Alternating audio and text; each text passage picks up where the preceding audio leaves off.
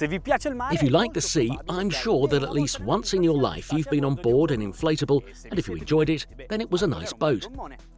This is the CAYMAN 23 Sport, touring by Ranieri International, and even if today I'll be the one to ride it, I'm sure you'll have fun too. Why? Well, because this is the boat show.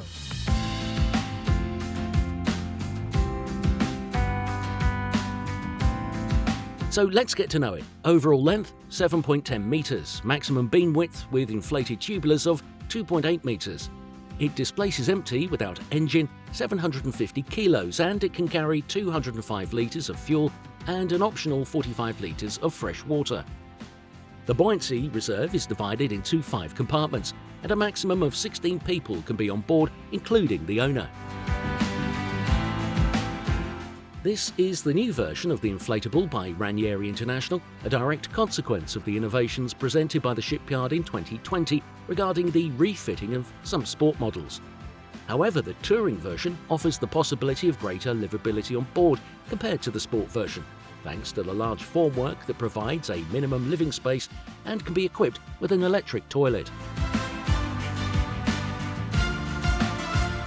The stern area is characterised by 2 little swimming platforms with a ladder on the left side, a leather front seat that allows access from the water to the cockpit on the same side, and a folding table fixed to the structure of the pilot's seat. Yeah, sure, we're not talking about a maxi rib. Actually, it's one of the smallest inflatables of the Ranieri International fleet. But the finishing touches are those of a shipyard that pays attention to every structural detail, but also to style. The steering seat is one of the innovations already available in the new Sport range. Comfortable for driving while seated and ergonomic backrest if you prefer to drive standing up. Here there are 2 lockers for storage, one in the formwork and the other one in the pilot seat, which can also become a drawer refrigerator upon request. The sun deck at the bow hides another counter-moulded locker for more storage space. And in front of it, forward the formwork, another small front forward seat.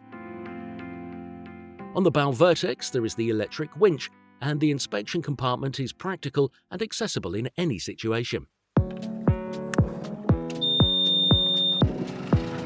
The fiberglass keel and deck are hand laminated and fused together using a special system by Ranieri International. It's called CSA, or Cockpit Shock Absorber. What does that mean? Well, that the material that glues the 2 parts is made with an elastic material which absorbs vibrations without transmitting them to the deck. What does this imply? It implies a greater seaworthiness even with rough seas. The design of the hull does not have the classic redans that are now present in almost all Ranieri models, but it does have a really accentuated angle. Consider that this hull has a dead rise of 21 degrees. This means it's very deep and that it can navigate in any type of sea. We can't say that today the sea is rough, but it's a bit wavy, and it is one of the best situations to test this type of hull.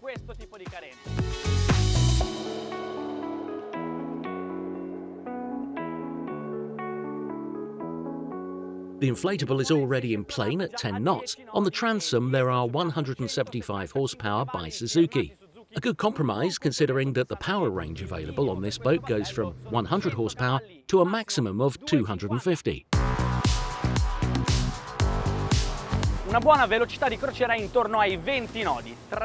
A good cruising speed is about 20 knots at 3,500 RPM.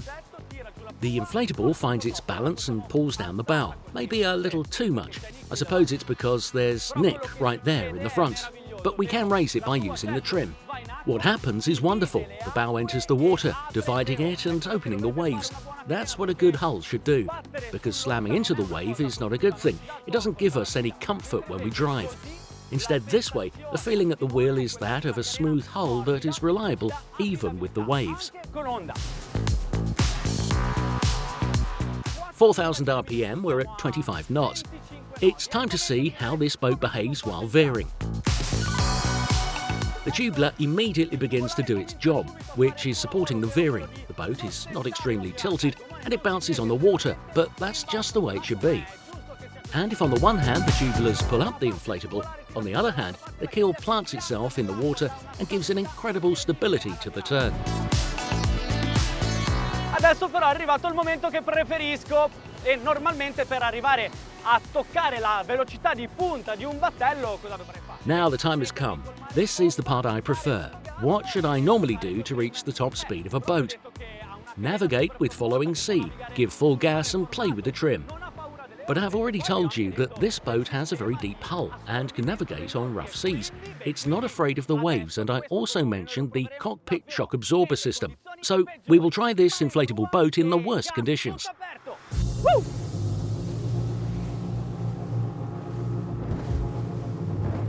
4700 giri minuto, 30 nodi.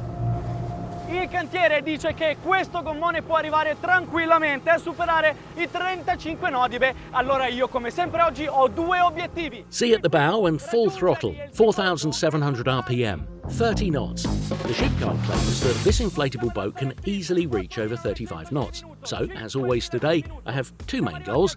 The first one is to reach them, and the second one is to pass them. Let's start turning up the trim, 4,900 RPM. 5,000 RPM. We're now at 31 knots. Let's keep working with the trim. The inflatable becomes very light, so the more I pull on the trim, the more the hull rises and the tubulars detach from the water. There is less friction. The inflatable, of course, rolls more, but it flies. 5,250 RPM. Our speed is 35 knots. First goal achieved. Let's reach the maximum limit of the trim. 5,400 RPM, we touch 36.1 knots. Woohoo!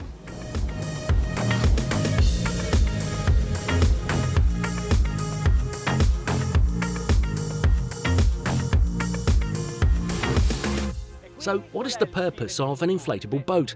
Well, in its simplicity, it is to make people enjoy the beauty of the sea to the fullest and in the best possible way. What about you? Don't you want to try it?